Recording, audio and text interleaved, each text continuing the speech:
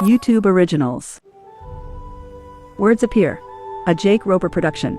On the deck of a large liner, Jake is with a long-haired woman gazing out over the ocean. They stand by the rail and the woman clasps her hands to her chest and smiles. Oh, Mamrie. Mamrie Hart, YouTuber and cocktail connoisseur. I can't wait for us to get to America and start making science videos together. And I know that I'm just a humble YouTuber, but I promise I'm gonna find enough brand deals to support us. I don't think we're gonna have to worry about that. A necklace. Wow. Yeah, it kind of belongs to someone else, but I don't think he's gonna mind. I mean, that is huge. It's almost as big as a... Iceberg. Nah, I don't know if it's that No, big, but... iceberg! Oh, no. The liner hits an enormous iceberg. Look out! Okay. I'm Jake, and before I was on the deck of a now-sinking ship, I had two loves in my life, science and movies. So I decided to put myself in the classic film Titanic because it isn't so much the sinking that we have to worry about, but rather what we're sinking into, water.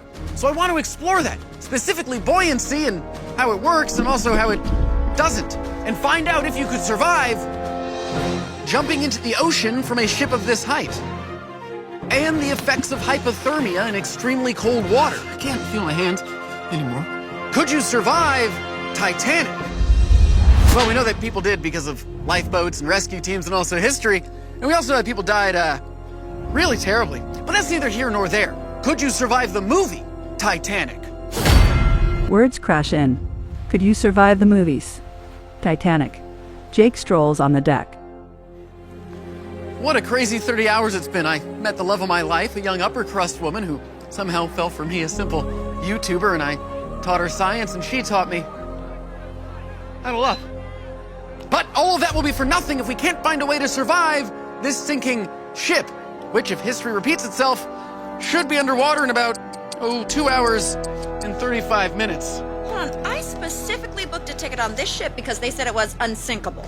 How is this happening? Well, it's because of buoyancy, or in our case, the lack of it. Allow me to explain. Okay. He leaves her on deck. Okay.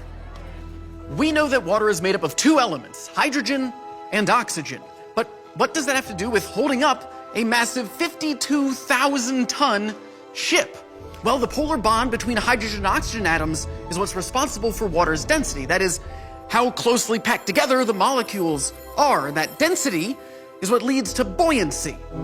To understand why this massive ship floats, at least for a little while longer, we need to understand how buoyancy works. Please, after you. Jake gestures towards a stage. Moments later, he takes the stage, where there is a water tank on a table. Buoyancy is the upward force exerted by water on an object. In short, an object will float if it weighs less than the water that it pushes out of the way or displaces. If it doesn't, it sinks. Like this steel block. So the key to making an ocean liner float is to make sure that the weight of the displaced water is greater than the ship. This model ship contains the exact same amount of steel as the block that we just saw. But the difference is that the ship is shaped in such a way that a lot of its volume is taken up by air, and with the steel spread out, providing a larger surface area, it can displace even more water. And the runoff water we're collecting weighs as much, if not more, than the ship. Cool. But what about our current situation? Well, the Titanic was said to be unsinkable because it had 16 separate watertight compartments full of air. And it was built so that even if leaks in as many as 4 of those compartments caused them to fill with water, the ship would still weigh less than the water it displaced, and it would stay afloat, which is great news. Unfortunately, the iceberg we just encountered tore through 6. So... The model of the Titanic sinks. according to history, we now have about 2 hours until this steel beast weighs more than the water it's displacing. So, Mamrie, if we don't do something quick... Lifeboats! Oh, oh, whoa. A captain holds his arms up. Everyone, please! Women and children first! Words appear. Not Colin Hanks. I mean, if you want, we can just... No, Jake, I would never go without you. I don't know. Well, you could always try your luck and jump off the ship into the ocean. Mamrie looks over a railing down towards the ocean. That seems dangerous. But is it? I mean, could you survive a jump from this height into the water, or would you shatter whatever bones made contact first? Memory, I'll be right back. Okay. Again. Hoo-yah! He jumps. Always fall for the bad boys. People survive high-velocity encounters with water all the time. A diver. However, not everyone is so lucky. But why? Well, it has to do with the way the body enters the water and the speed at which the body enters the water. Both of those things are directly related to density. See, the atomic structure of water molecules causes them to be attracted to nearby water molecules, forming hydrogen bonds. So the resistance that you feel when you hit water comes from the fact that the hydrogen bonds have to break apart, and then you push the water molecules apart from each other and out of your way. You know, let me show you. A 10-meter high diving board. When jumping into water from a great height, you want to go either hands first, or in my case, feet first. Because your body is hitting with the least amount of surface area, reducing resistance and mitigating the amount of force needed to break those hydrogen bonds, that surface tension, allowing the rest of your body to enter with little resistance. But how does speed factor in? Well, despite common misconception, jumping into water from really high is not like jumping onto concrete. It's deceleration that hurts you in a fall. Concrete is significantly more dense than water, and its molecular bonds do not break easily, so you decelerate much more quickly, which is bad.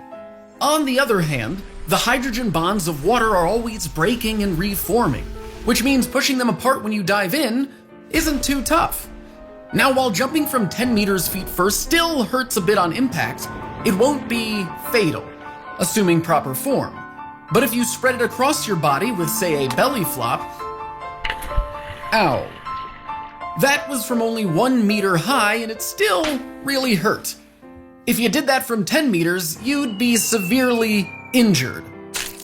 Oh, and there's one more thing we have to consider. As water gets colder at around 4 degrees Celsius, the molecules become a lot more stable, meaning they become harder to break and more dangerous for a high jump.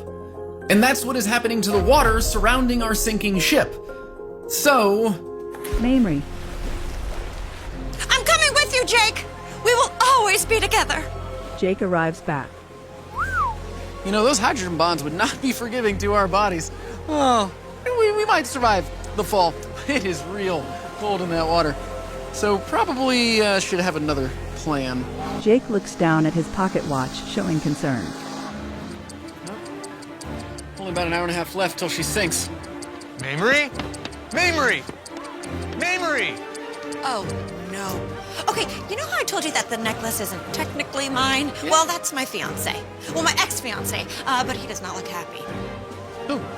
Oh, you mean Austin Evans? Words appear. Austin Evans loves his tech. Hey, buddy! What are you doing? That's my fiancé!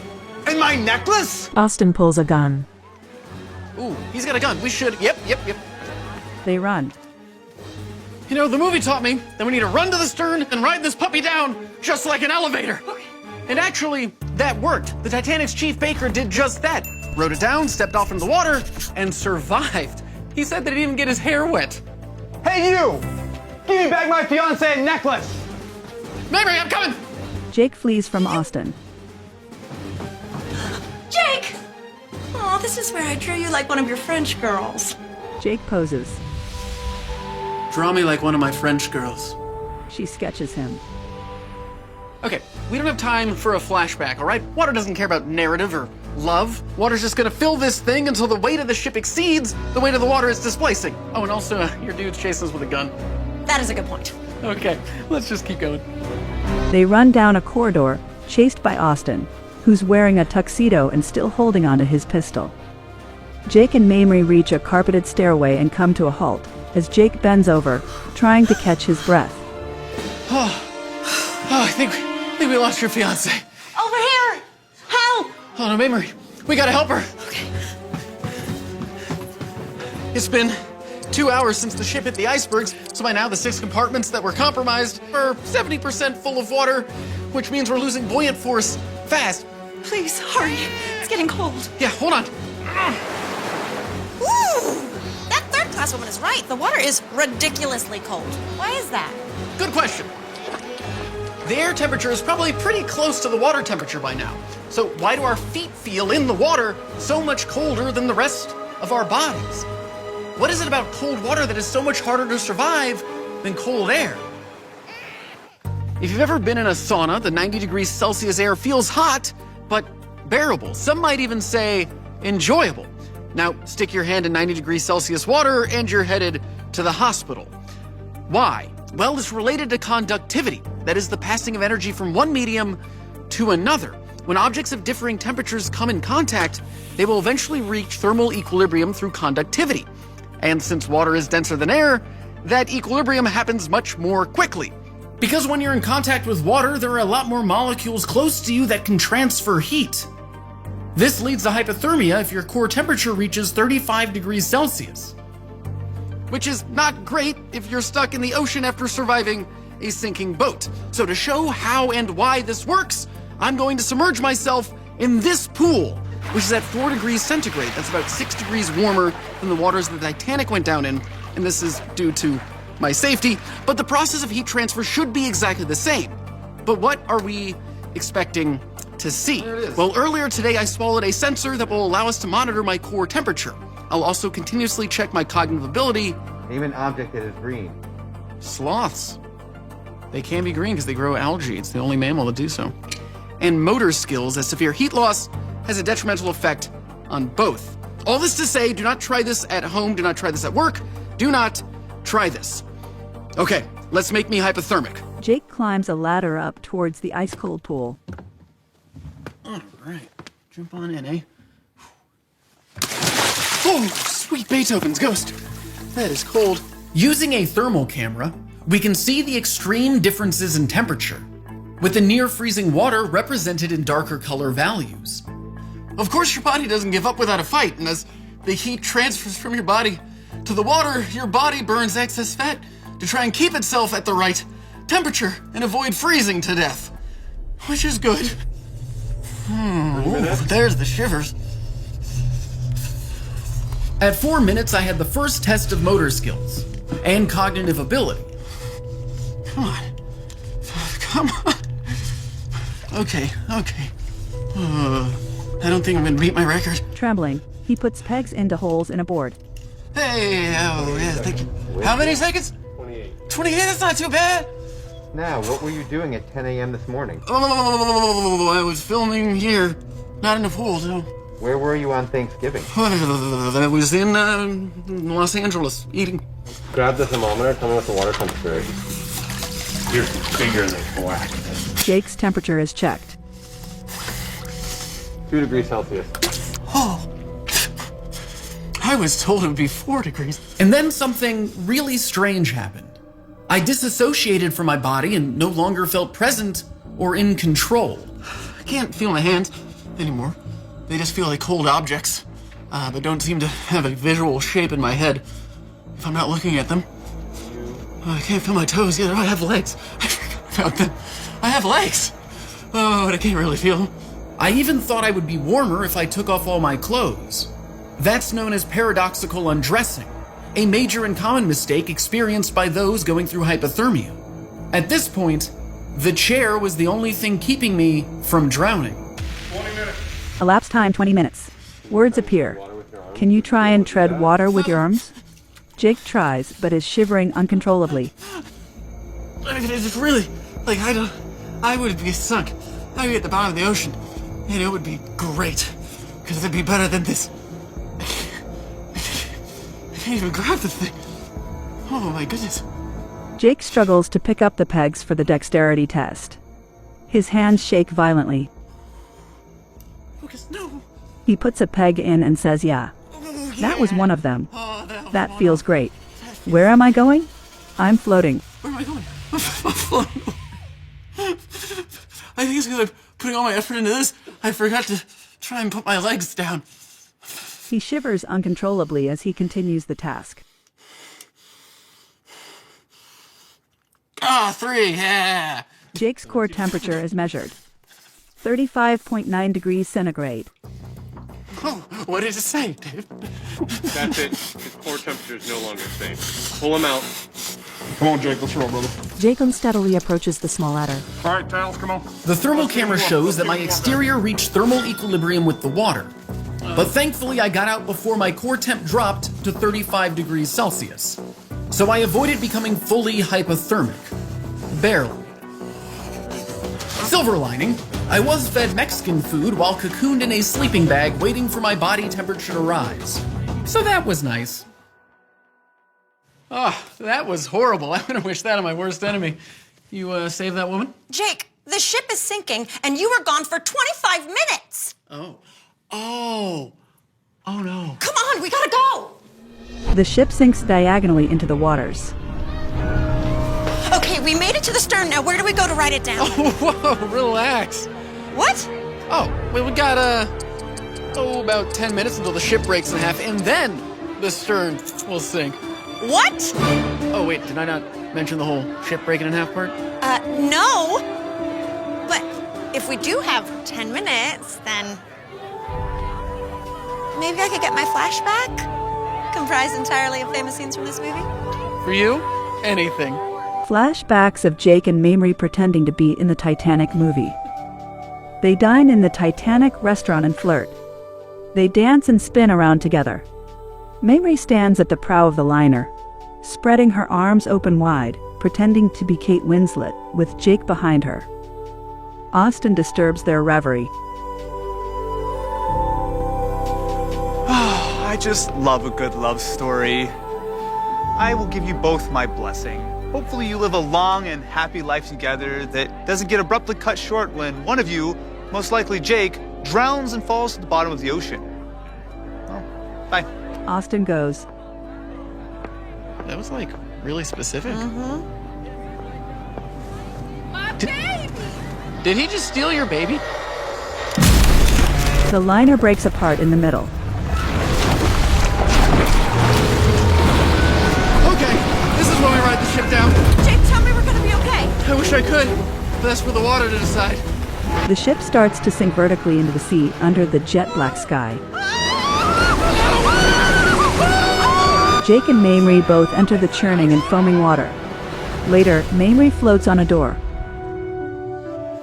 Hey, you think there's enough room for both of us on the door? I'm sorry, I don't think so. Oh, okay. Well. So, my only hope in escaping death is to rely on the buoyant force keeping that door afloat. And while there's been a lot of debate whether there was space in the door for two people, and there is, what's more important is whether we could stay afloat on the door. The doors in the Titanic were very heavy. So if I climbed on it with Mamrie, we and the door would sink to the bottom of the ocean. Jake, who's shivering again, swims back over to Mamrie, who's still floating on the door. So, taking turns is probably out of the question. I wish I could. Promise, never let go. Hey! There's somebody here on this door! And as always, Words appear. Thanks for watching. One person! Ripe for saving! Jake disappears underwater and drowns. this season on System. Snippets from this season's episodes. Jurassic Park. Harry Potter. Jake holds out 2 pistols. Come get some! Let's make me hypothermic. Tear this body apart. The need for speed! Titles crash in. A Quiet Place. Jurassic Park. Harry Potter. Top Gun. I don't think you're gonna survive this one. A jet takes off. Logos. Ample. Vsauce. YouTube Originals.